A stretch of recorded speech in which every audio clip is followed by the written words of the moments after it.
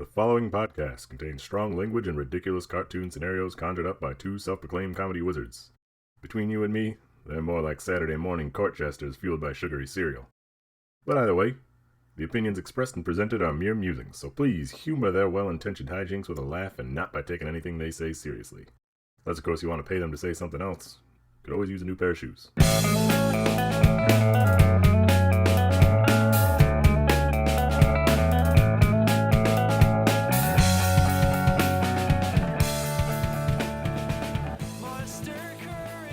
Hello and welcome to ReviewParty.com, episode 100. I'm Brent. I'm Matt.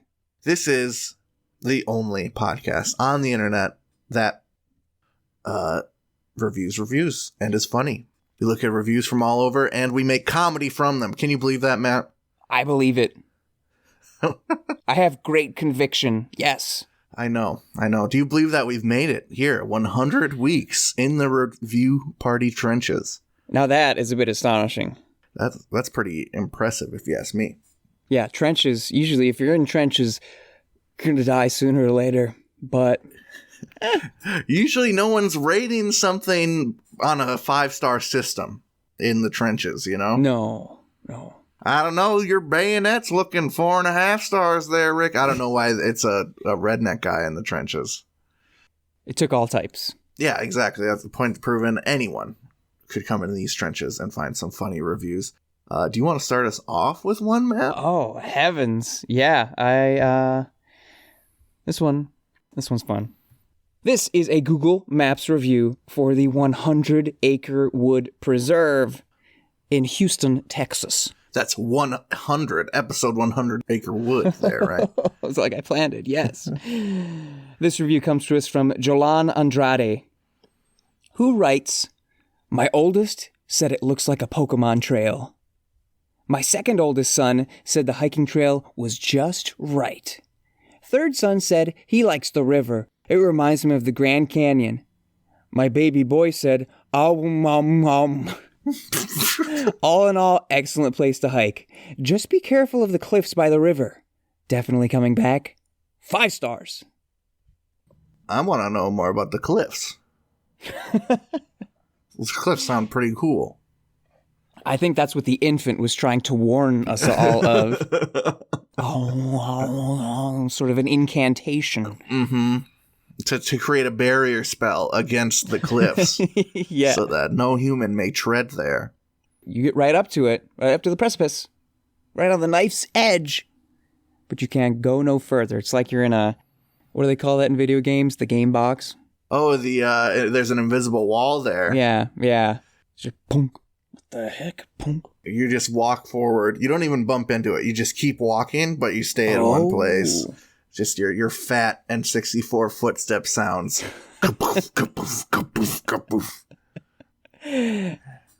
Yeah, and as long as we're talking about video games, I just love that the oldest son said it looked like a Pokemon trail.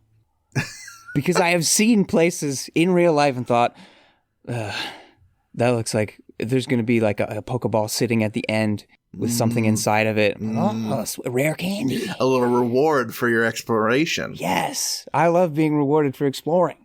Perhaps a candy rare, perhaps. Maybe even a legendary a legendary mon, or a battle with your rival waiting at the end of it. It has been, I don't get rival battles very often. Not enough, you know? It's sort of the highlight. Might have one soon, but we'll see. It did strike me the sort of mama bear, baby bear, papa bear language that he took on this review on. Yeah, I mean, I think it's a guy who's got his life in order. Everything is, you got, okay, kids, we're here. Let me go down in a row and get your opinions. Yeah. Sir. It's like, this is Camp Boy Scout Dad here. All right, we're going to get in order, tallest to shortest. You're going to count off 1 through 4. I'll take anything the baby says as a number. It's a very organized system. He's got a little notebook that he keeps notes on the babies speaking language, so to try and decipher them as though spoken hieroglyphics. cross-referencing them with Made Languages by J.R.R. Tolkien. Actually, honey, I think our baby might be a genius. I think they were speaking Elvish the other day. Oh, my goodness. Oh, yeah, they're talking about the Ring of Power. Think they mean their binky? Their little teething ring over there? For a baby, yeah, absolutely. Yeah, the teething ring is the one to rule them all, the one to bind them. You take it away from the baby, they squeal as though their precious was wrenched from their fingers. Yeah, wow, you put a whole new perspective on what an infant is. It is basically just a less scrawny, stretched out Gollum. Yeah, sort of if you take a PNG of Gollum and just drag the bottom up to make them a little more squat. You grab your smoothing brush and just smooth, add some warmth on it. Oh, wow.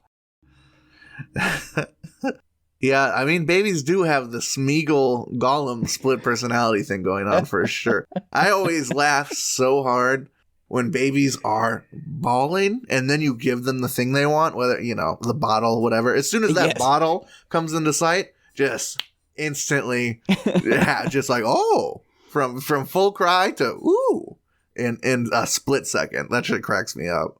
Yeah, I don't know if that, that's just mental power. It's a different sort of mental power. So you're saying it's not that babies do not understand their own emotions in the world around them. It's that they understand them to a much greater capacity than we do. Oh, they've got like factory fresh reflexes is what it is. Like, ooh. Wait, what? Oh, the cool thing. Hang on, where'd mommy go? Oh, mommy's back. Right. There's just the swivel point is so greased still. It is. Yeah, it is lubricated. They don't really get hung up on much, babies. No. That's what we can learn from them. I got baggage out the wazoo. Somebody hands me a teething ring, I think, oh no. They've observed me. Yeah, you think about the social implications of the teething ring. Baby is just gonna gum down on that sumbitch.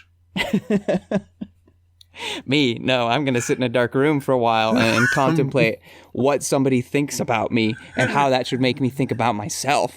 Brood on the consequences of life. Speaking of brooding on the consequences of life, I have a review from Lowe's.com. I love Lowe's. It is for the Gorilla Brand 100% silicone all-purpose sealant. That's 100% silicone, huh? 10-ounce clear silicone self-leveling caulk. This review is from T.E. Knight Rider. They title it Great Stuff, and clear is 100% correct. They write, this stuff really dries clear. If a person fills a gap, it will look like the gap is still there. A person might see a little sheen if the light hits it just right, but this is by far the clearest, quote, clear that I've run across. And the Gorilla is super easy to work with, I thought. It is as easy to work with as much less durable non-silicone caulks. I think Lowe's should carry this clear, and the white, and the paintable. Paintable white is out of stock all the time. Tough to have to wait a week when a person needs it. Also, one thing I'm slowly learning about Gorilla products is that they don't have to give a person 50 versions of their products. They just give a person the one that works. Like in this case, choose clear or white or paintable version. It's like In-N-Out Burger. They don't screw around, they just make the best and sell it, period. Smiley face, 5 stars. Before I say anything, Brent, what's your favorite color? My favorite color is invisible. That's what I thought. Yeah. Do you want to talk about that at all? Do I want to talk about how invisible is the greatest color? No, I think it's, Speaks for itself. Exactly. Speaks for itself. Okay. No color is as good as invisible. It's very versatile. I mean, really, invisible is the color that you see most when you look around at any given point. Wow, that is true. Yeah, all the air molecules pretty much invisible. Except maybe if you're underwater, then you see green. And blue and darkness. If you have a lot of Jell-O around, you're looking through a lot of Jell-O. Anyway, this 100% silicone gorilla juice seems pretty potent. Pretty potent. Gorilla cock. Someone had to say it. Yeah. Yeah, it's easy to work with. I'm not super handy. I'm somewhat handy, but I wouldn't call myself a handy man. Handy boy, maybe. Handy sir, little young sir. But not a handy man. And I guess I don't know what. Maybe if I were tiling around a bathtub with some cool, colorful glass tile. You're not sure what you would want the invisible cock for. The clear cock for, yeah. Because as the reviewer mentioned, if you don't even, it'll look like a gap is there if you don't know that there's some goo. Yep.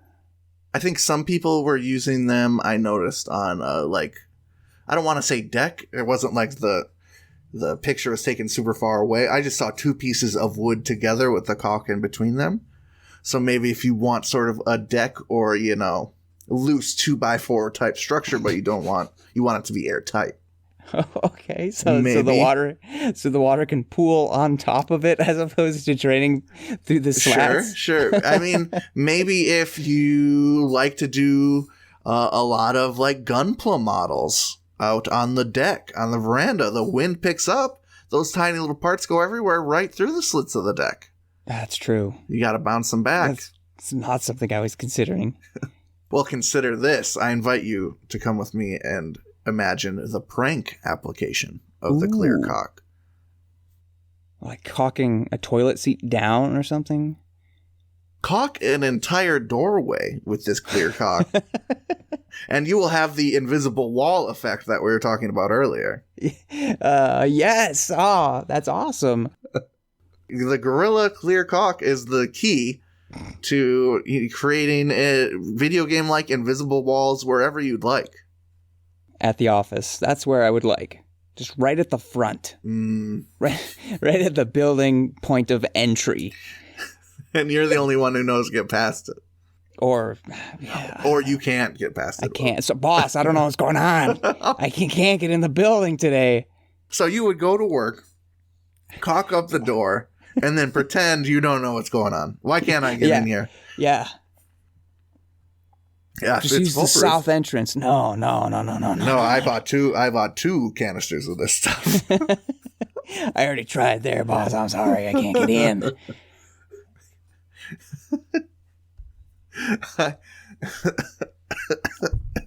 That's cracking me up too much. I feel like such a fool. I resign.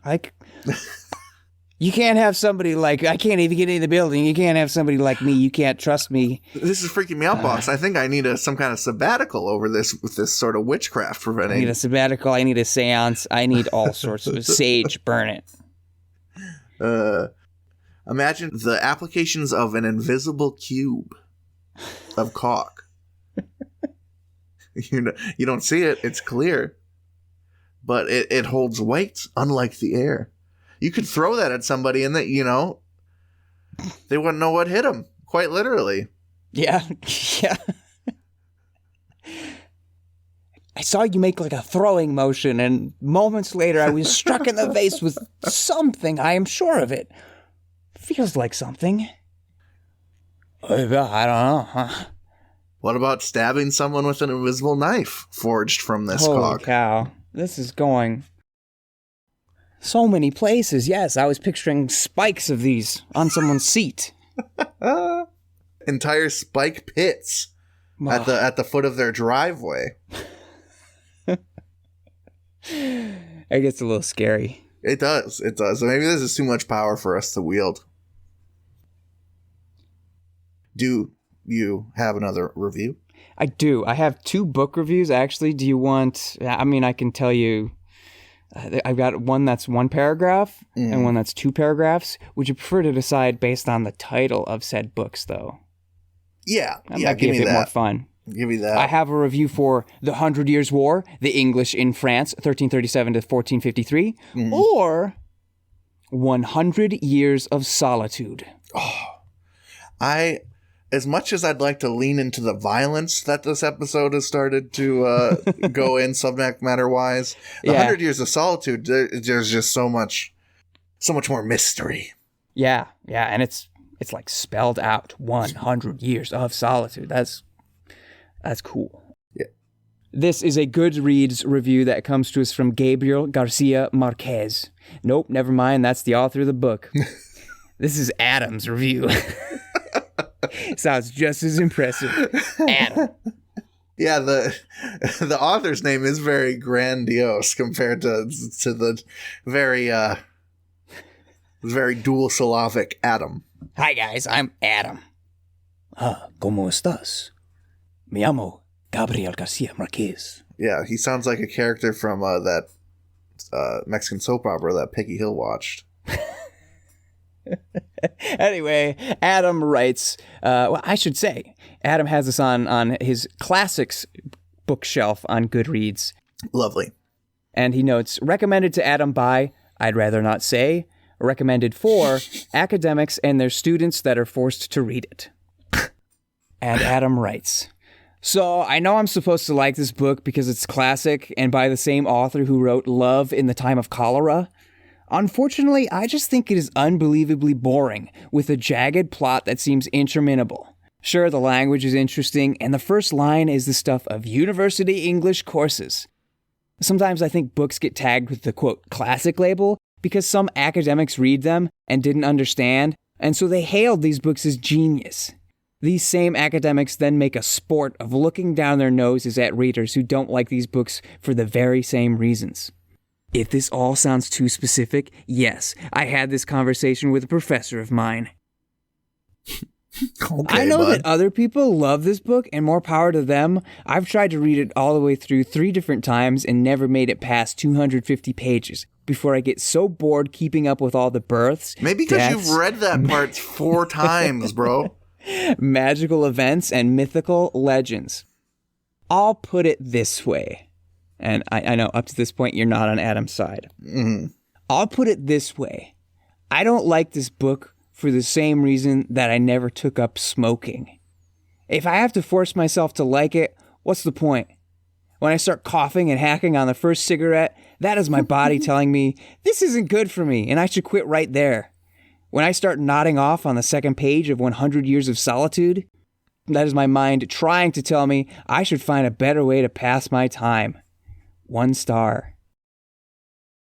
Adam listens to his body. He listens to the messages it's trying to send him. He listens to his heart, to his gut. His gut, his eyelids, depending on how heavy or not heavy they might be at any given moment. Before we go any further on this, I do want to note, I don't know that I recognized or realized this before. I've mentioned Goodreads is owned by Amazon. Yet their reviews, they let you, like I'm looking at his review, he's got the title underlined of the book in his text. There are italics. You can have GIFs in your review on Goodreads. And this is a specific, on Amazon, you can have the actual link to the review and not just the reviews page.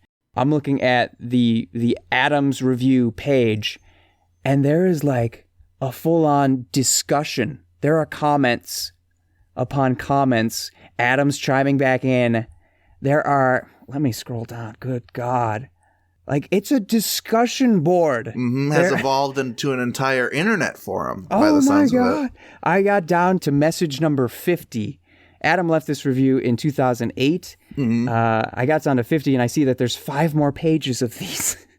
That is a very classic. Goodreads is carrying on a bit of an English scholar legacy for me. I forget what they're called, but we had these books in the library. It's for a lot of classic books, Shakespeare primarily, but it had critiques from the last, hundreds and hundreds of years of these books. So you could go by year and read, and you can read scholars and critics basically arguing points with each other through essays over time, which is really funny considering that, English majors kind of were the first internet trolls, it seemed like. Is arguing with each other through space and time about Shakespeare through essays. We love it. Keyboard warriors. He left this review. Someone, don't kill me, Adam. He left this review January 2nd, 2008. Mm-hmm. The most recent message on his review was from January 1st, 2022. Man, if I left a review that generated that much response in, over the years, I would be pretty proud. Whether I know, I am stunned. It was positive or negative. So I am biased as an English major, an English scholar. Ever since high school, people have been skipping out on their English class reading, and I've been like, some of these books are kind of cool if you give them a chance, guys. Yeah. I was that nerd who did all the reading. When I don't know that I did all of the reading, but when I hear people who didn't do any of it, I'm like, what? Why not?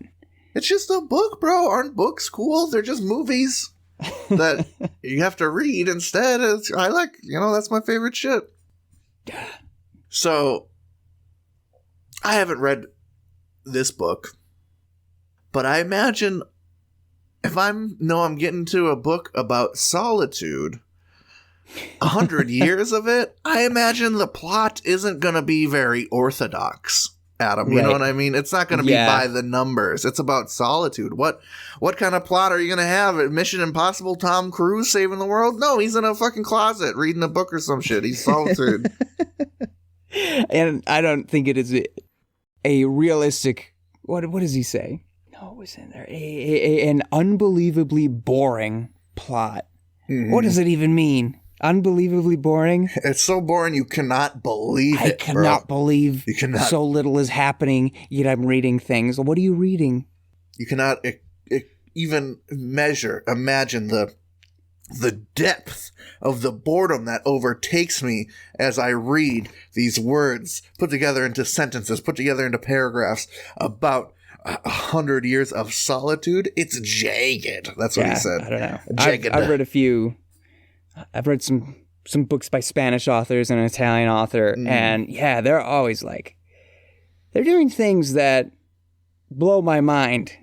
Makes you think about language in a different sort of way, right? Yes. One guy, he doesn't use punctuation, and there's no paragraph break or quotes to tell you when someone's talking. You just kind of infer, there's a capital letter there. That's probably the start of a new sentence. It sounds like dialogue, so it's probably dialogue. Right. It's just stream of consciousness that flows. This is insane, but I'm getting the story. And it's difficult to put down. I'm just being pulled along. Yeah. You got to learn all the rules before you learn to break them, right? Before you can break them. Yeah. And when you get an author who is bending the fabric of language and plot as we know it, because we're all, humans in 2022, we're all experts on plot, even the idiots. We've all spent our 10,000 hours digesting storytelling, whether it's in movies or books or TV or probably some combination of all of those and more. Mm-hmm.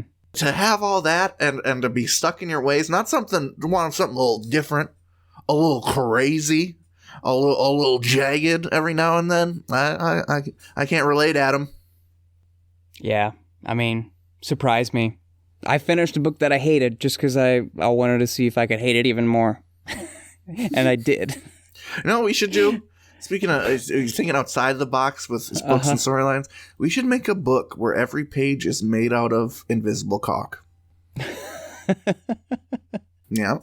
All right, I'm there for it. Think about that on your coffee table. That's a conversation starter. Oh, yeah. Invisible paperweights, too. It doesn't look like clutter, aside from the stacks of papers. I was thinking an invisible table, but they already have that. Or it's just a table with a glass pane in the middle. Mm-hmm. We're taking that to the next step. While me and Matt go figure that out, we're going to go take a break, my friends.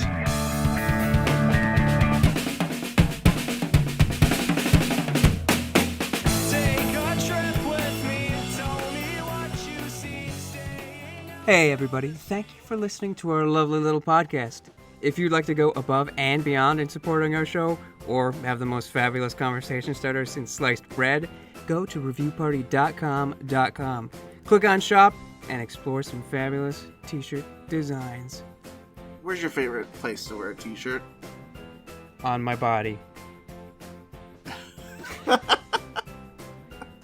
Mine is at the store.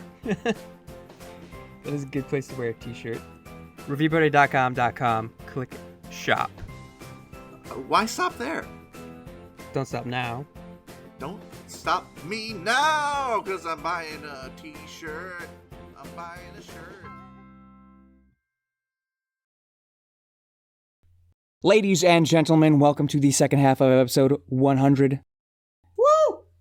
And welcome to Great Reviews in History. Yay, the fave. Ooh, which means I had to do a bit of research, a bit of digging, a bit of, oh, that's right, I have a library card, and I can go on my library's website and get access to newspapers.com and find historical newspapers without having to pay. God bless the taxes I pay so that my library can fund things like these. Honestly, this is a service. Matt, you got to do your library. Enough Great Reviews of History segments to justify all the taxes you've paid in your life. Okay, yeah, I'll try. Wow. That's how we can game the government. Joke's on you, government. I'm getting my money's worth. Through knowledge. I got so much interlibrary loan, man. You shipped that book across the country for me. Oh, yeah. They did. I think that the How to Avoid Huge Ships, they shipped that from like the East Coast to my Middle America library. I wonder if the librarian packing it up to send it over was like, who wants this stupid book in Illinois? Who needs it this bad? An idiot with a podcast. And this idiot in the podcast has a review. Actually, it's going to be a jumble of reviews. I did a search for 101 Dalmatians. It's as close as I could get. Sue me. You can't help when you're thinking of what 100 stuff can I review. Yeah, 101 Dalmatians is inevitably gonna crack your mind. Let's just kill Pongo. Let's just get rid of it. Yeah. It's back down to an even hundo. We'll give Pongo to Corella just to make her happy. So I did find one that was all talking about, it's a wonderful film, and it uses this brand new Disney-developed Xerox technology, which allows the duplication of the original artist's art. Nuanced colors and emotions expressed in the art. You should hear all the voice actors. That's not the one I'm doing. What I'm doing actually appears to be a media columnist, his piece, a man by the name of John Crosby, who happened to be born in good old Milwaukee, Wisconsin. Hey. He was a reporter with the Milwaukee Sentinel. Hey. And eventually, like, he was the guy in media, I guess, in the 50s and 60s. He's a big hotshot. So this is his syndicated column from Tuesday, September 26th, 1961. This is from the Warren County Observer, Warren, Pennsylvania. And it is John Crosby, Good Clean Fun. From Variety. Pandro Berman, producing Tennessee Williams' Sweet Bird of Youth. Story of a nymphomaniac for Metro, claims it's the cleanest picture ever made. Producer also denies he's having any trouble with MPAA code administration on script approval. The picture is as clean as any Disney film, he insists. Well, that shows the way the wind is blowing, men. Have you seen the grosses the Parent Trap has run up, Manny? Oh, right, I forgot. He refers to a person by the name of Manny. I assume it's an imaginary third party, sort of like how Ernest would always say, you know what I mean, Vern? Sure. Our buddy, Mr. Crosby here, talks to Manny. 45 grand in the third week at the Paramount. What's it about? Well, it's about these twins played by Haley Mills who get their parents back together again. No, there's nothing about a bed in it, Manny. The big scene is, well, there's a bear that licks the honey off a girl's foot and scares her. No, it hasn't any sexual connotation at all, Manny. You'll just have to change your frame of reference. Then there's 101 Dalmatians, which has done 6 million already. That's about a couple of Dalmatians rescuing their puppies from a wicked lady who wants their pelts for a coat. I'm not making this up, Manny. That's the plot of the picture. It's about dogs who love their mother, and it's already grossed $6 million. I don't know what's got into people. Where are their normal instincts? Adulteries? Sadism? The things mother used to commit? Walt Disney is ruining all the old values. Have you seen The Absent-Minded Professor? Well, for crying out loud, the big scene is a basketball game, and so help me, Manny, the picture has done 8 million already, and it's still grossing. To say nothing of the Swiss Family Robinson. What's that one about? Well, it's a little hard to explain. This family gets cast ashore on a desert island, and, well, let's see. Now, there's a scene where they have a race around the island. One of the kids is on this elephant sea, and another kid is on an ostrich. Well, of course it's abnormal, but that's what the American public wants to see. The Swiss Family Robinson has already grossed $7.5 million. Not a rape in it. None of the normal things that red-blooded boys and girls have always liked to watch. I don't know what's come over the younger generation. You just can't figure kids anymore. But if that's the trend, we've got to go along with it. Call Pandro over there at the Sweet Bird and tell him there have got to be some script changes. In the first place, the nymphomaniacy is out. What is Geraldine Page doing in Paul Newman's room? Well, now let's see. I'm just spitballing here, Manny. Let's say she is a fading cornet player in the Salvation Army band. Her lip is going bad on her, and Paul Newman, he's a major general in the Salvation Army, has brought her up to his room to break the news that maybe she's not good enough to play cornet in front of the Radio City anymore. The Army is going to have to demote her to second cornet down on the Lower East Side. Then there's the scene where she gives him money to, well, that's got to go. Or anyhow, she's got to give him the money for some other purpose. Let's say she gives him money to buy peanut brittle for the first trombone player. What do you mean it's crazy? Is it any crazier than an ostrich race? Or a basketball game? Or Dalmatians? Now, how about that social disease the girl suffers from that will prevent her from ever having any children? That has got to go. Instead of a social disease, she's got measles, and that means she can't play with her Dalmatian puppies. The kiddies will love it. Now about Irma la Douce, the way I see it, Manny. Irma is a French Girl Scout who gets lost on the wrong side of town, ... He fades off. I guess that was less of a review of 101 Dalmatians as it was just society in the 60s. Yes. Terrible society falling apart because people are spending their money on entertainment. On Disney movies specifically. Our nation's cracking at the seams because the puppies are pushing them apart. God. Why can't we have pictures about rape? The people don't want to buy it. So, what do you think if we could go back to the 60s and tell this man's that Avengers Endgame, a movie about comic books, which were definitely, the consensus was those are for kids in the 60s. What would you say if Avengers Endgame made $2.79 billion doll hairs in the old box office? Were there Dalmatians in it? There must have been.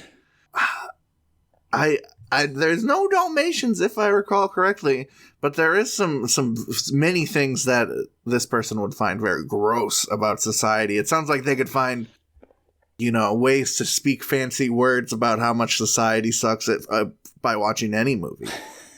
Yeah, I think so. I think he's just satirizing the whole thing. I think this. You think he's in on the joke? You think he's like, hey, yeah, these movies about Dalmatians are going to make money. Yeah. Everyone cool it.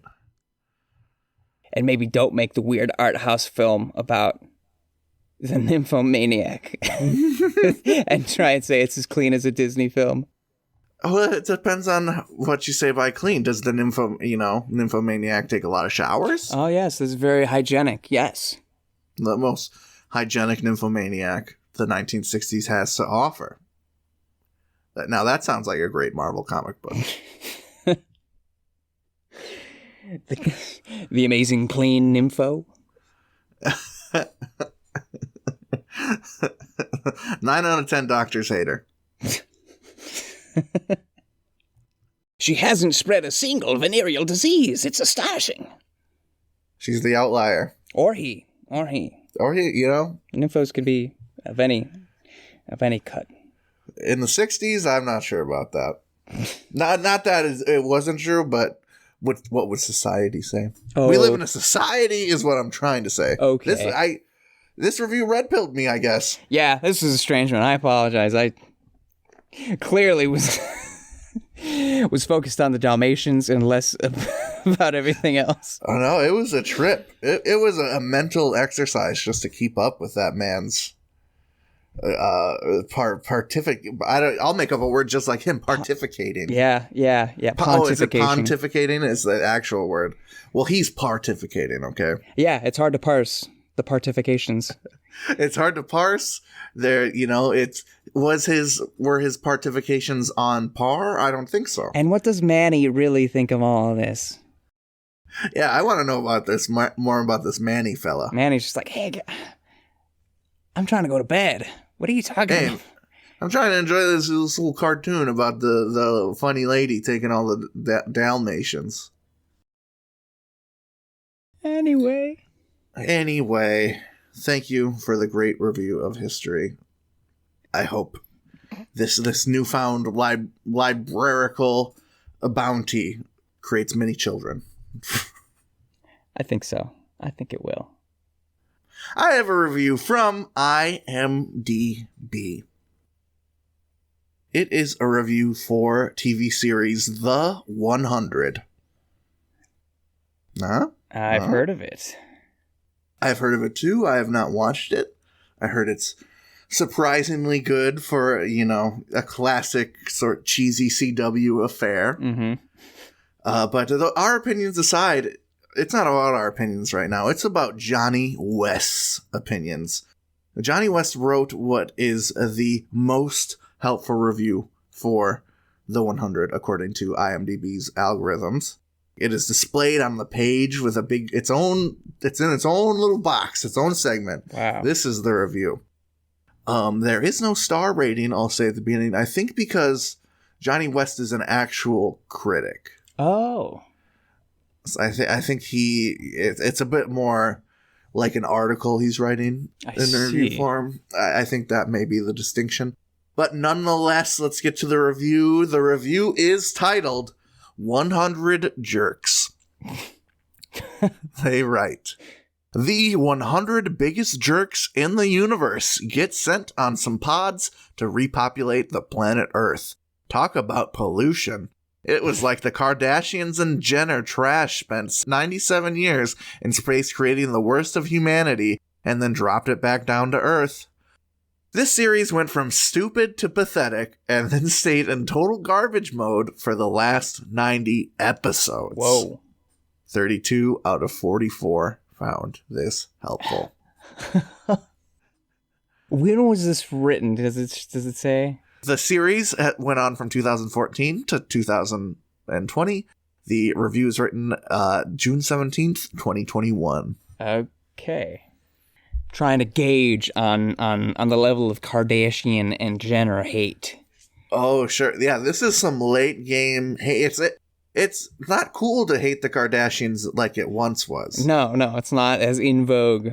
Right. We all agree. They're just, ugh. Yeah, Kim is going to say some out-of-pocket shit about how people don't work hard enough, you know, while she sits in her billionaire mansion every now and then, and everyone, well, you know, it's like a fresh piñata being lifted up for all of society to take a few swings at. But it's definitely not like it was when their reality show was really popping off and making waves. Yeah. Okay, so that gives me a bit of a baseline on how to gauge the rest of the review. Mm-hmm. I do think that is an awesome line to say. They're polluting. These people here to repopulate the earth. Ugh. They're trash. You're literally throwing trash. Yeah, I think it's a double entendre because the 100, they originally left Earth because of nuclear war. Okay. And now the 100 are there to see if they'll die from being there. Mm-hmm. Apparently they don't have scientists in this future. They don't have any sort of probe technology. They don't have Eve or Wally to be down there monitoring things. I mean, how long ago did we figure out that there's no way someone's just walking on Mars? I feel like that was a long time ago. Yeah. And we didn't have to send a monkey or 100 teenagers there to figure it out. We just kind of took some educated guesses. But I think the real kicker is the jerks. I think that's this joke review is a great premise for an actual show. Sometimes that's how it is, though. I think that's, speaking of hateable people, I think that's how Super Psycho Sweet 16, the movie, the fantastic MTV movie, was made. It was that MTV realized, oh, people hate this one person from My Super Sweet 16 show. Let's make a horror movie where that person gets killed, or a person like that gets killed, or people like that get killed. Creativity is a funny thing, isn't it? What will spark your ideas? Yeah, I mean, they say necessity is the mother of invention. Sometimes it's hate, though, instead. Let's do the Squid Games, but instead of 400, 100 people down on their luck, it's just the top 100 jerks in America. And they have to, Lord of the Flies style, compete to get $1 million. Whatever jerks like. Beef jerky. Jet skis. Oakleys. Jet skis and a lifetime supply of Oakleys. A pair of jet skis, and that's what they're competing for. Sweet jet skis, though. Definitely. Jet skis that even make non-jerks jealous. Do you have a review, you jerk? I do. I'll go with that other book review. Let's bring back the violence for as long as, talking about sending people to their deaths. Mm-hmm. Let's go to this Goodreads review of the 100 Years' War, the English in France, from 1337 to 1453. If you know math, you'll know that's not exactly 100 years. It's actually a little bit more. If you really think about it. If you really get in deep on that. This is written by Desmond Seward, the book. This review is written by Nicole. And Nicole has it on Our Personal Library bookshelf, nonfiction, history and biography, and read in 2017. And Nicole writes, a very straightforward, linear account of the 100 Years' War from a decidedly English as protagonists leaning point of view. This isn't a recently written book. I believe the first publishing was 1978. As a result, some of the writing comes off as a little dated or discordant to today's reader. For example, the author describing Charles VI Queen Isabeau of Bavaria as sluttish. 3 stars. Which brings to my mind what history, they say history is written by the victors, and yep. Nicole is commenting on this is a very English as protagonist, because if I'm remembering right, the English probably were the victors, eh? Yeah, I'm not 100 war buff, but English has got a pretty good track record, right? And it's France like betting doesn't. on, yeah. It's like betting on LA in the 2000s. It's like they probably won.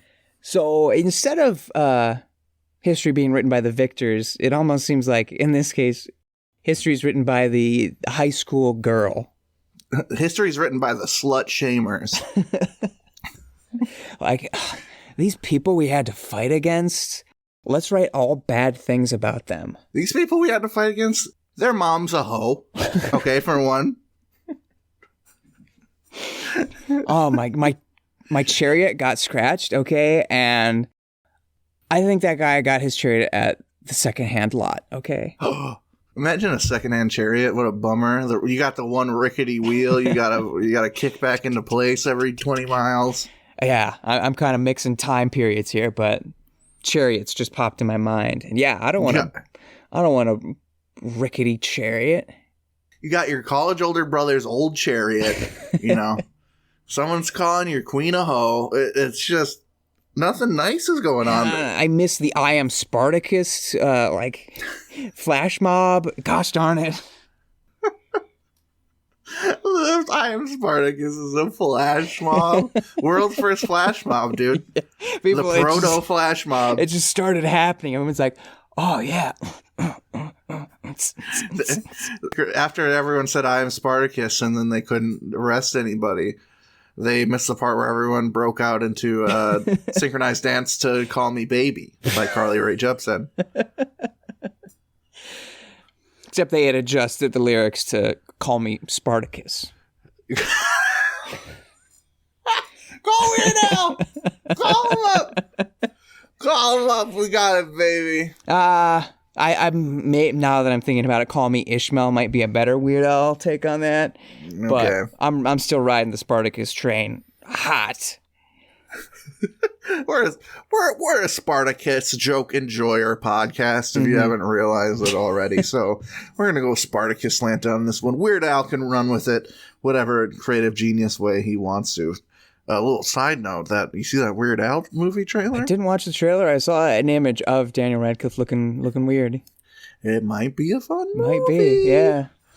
Might be a fun movie. I have a quick review I'd like to hear it.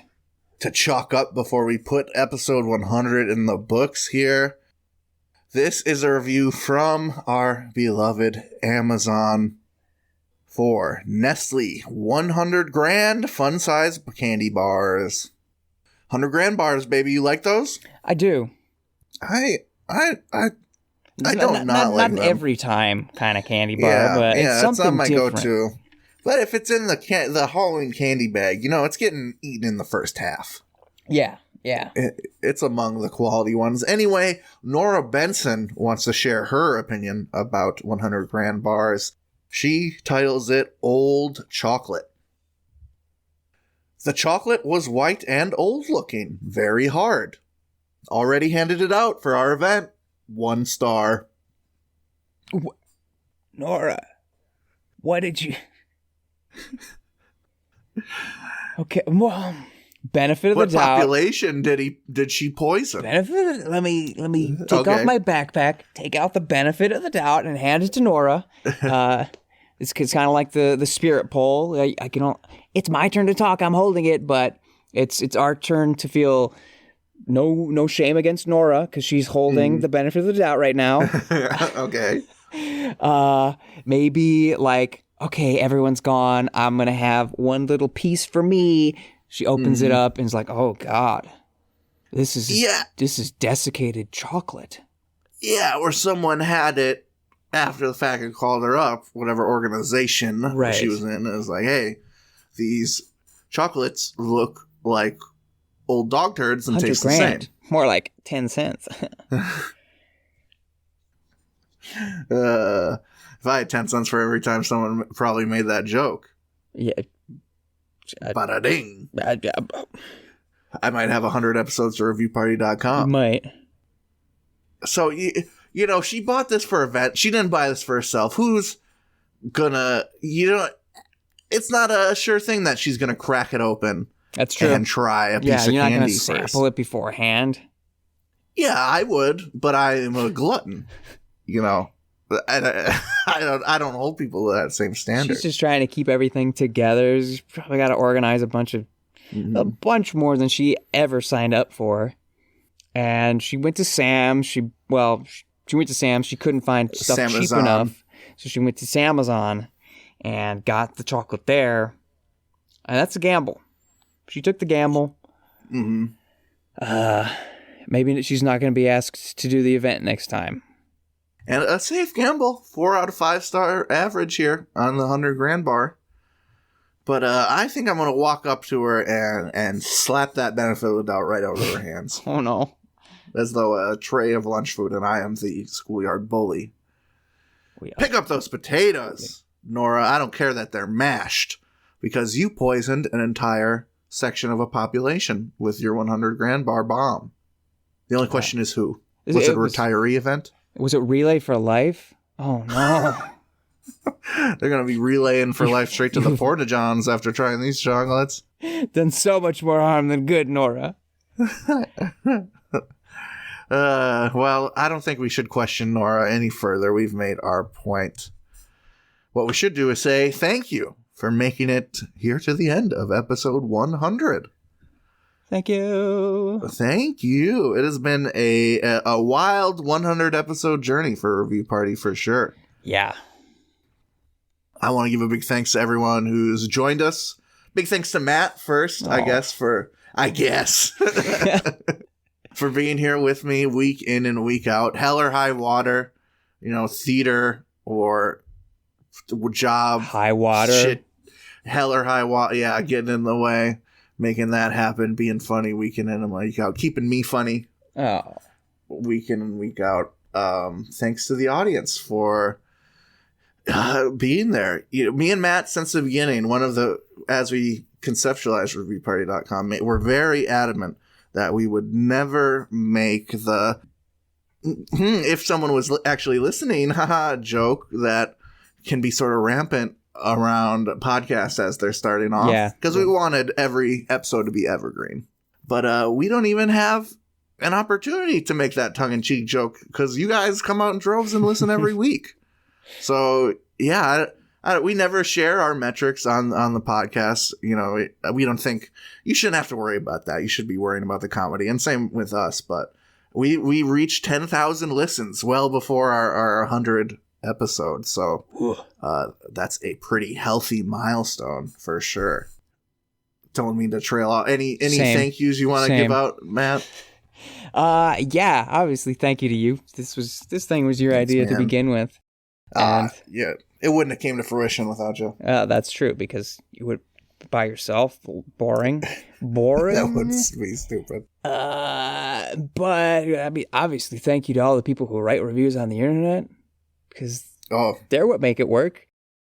Absolutely. But thank you to all those freaks. Extra thank you to those who take the time out of their, I'm sure, very busy lives while they're browsing the internet to stop and think, Brett and Matt might think this is funny. Let me send it their way.